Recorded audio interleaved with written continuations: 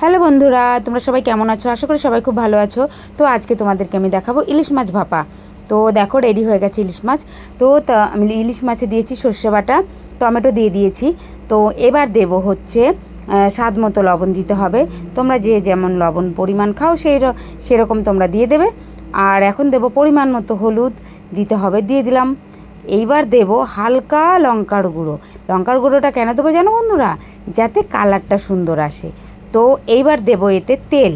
তো তোমরা সঙ্গে থাকো, তেলটা আমি দেবো এবার।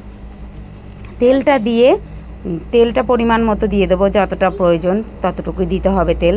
তো আমি আমার প্রয়োজন মতো আমি তেলটুকু দিয়ে দিলাম। দিয়ে এবার এটাকে মাখিয়ে নেব।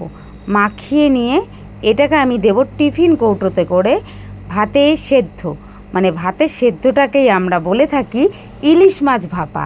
তো তোমরা দেখতে থাকো, আমি এটা রেডি করে টিফিন কৌটোতে দেব। তো টিফিন কৌটোতে দেওয়ার পরে এটা ইলিশ মাছ ভাপা হয়ে যাবে। ভাতে দেব আমি, ভাতে ক্যারিতে করে বেঁধে দিয়ে দিচ্ছি, কেননা যদি বাই চান্স কৌটোটা খুলে যায় ভাতের সঙ্গে মিশে যাবে। সেই কারণে আমি ক্যারি প্যাকেটে টিফিন কৌটোটা বেঁধে আমি দিয়ে দিয়েছি। তো তোমরা সঙ্গে থাকো, দেখতে থাকো। তো আমার রেডি মাছটা এখন প্রায় হয়েই গেছে। তো তোমরা সঙ্গে থাকো, দেখো আমার রেসিপিটা কেমন হয়েছে। তো এই দেখো ইলিশ মাছ ভাপা রেডি। তো আমি এখন বাটিতে ঢেলে দিলাম। ঢেলে দিয়ে শুধু এখন খাওয়ার বাকি। তো আমরা একটু ঝোল ঝোল ভাপা খেতে ভালোবাসি, সেই কারণে আমি একটু ঝোল ঝোল রেখেছি মাছটা। তো দেখো, খুব ভালো লাগলে শেয়ার করো প্লিজ।